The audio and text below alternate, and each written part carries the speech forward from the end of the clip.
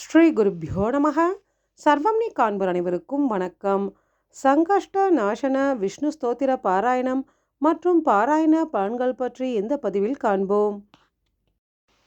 சங்கஷ்ட நாசன விஷ்ணு ஸ்தோத்திரம் பத்ம புராணத்தில் பிருத்து நாரத உரையாடலின் ஒரு பகுதியாக உள்ளது. மீண்டும் அசுரர்கள் திரும்பி வருவதைக் கண்டு இந்திரனுடன் கூடிய தேவர்கள் அனைவரும் ஸ்ரீ விஷ்ணு பகவானை இந்த ஸ்தோத்திரத்தால் துதித்தனர். சங்கஷ்ட நாசனம் என்று அழைக்கப்படும் இந்த ஸ்தோத்திரத்தை யார் படிக்கிறாரோ அவர் விஷ்ணு பகவானின் கருணையால் எப்போதும் துன்பங்களால் பீடிக்கப்பட மாட்டார்கள் என்று நாரதர் இந்த ஸ்தோத்திரத்தின் பாராயண பலனை கூறுவதாக அமைந்துள்ளது. சங்கஷ்ட நாசன விஷ்ணு ஸ்தோத்திரம்.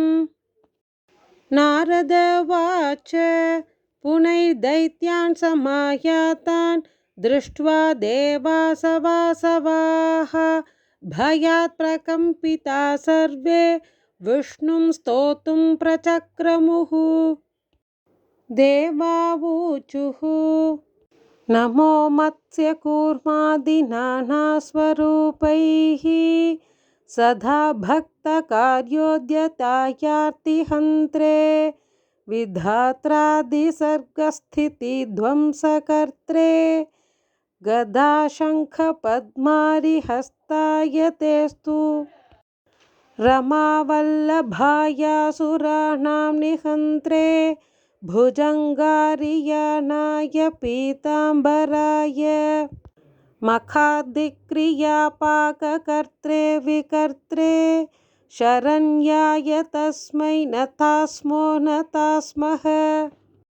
नमो दैत्यसन्तापितामार्त्यदुःख चलध्वंसदम्भोलये विष्णवे ते भुजङ्गेश तल्पेश यानार्कचन्द्र द्विनेत्राय तस्मै नतास्मो नतास्मः.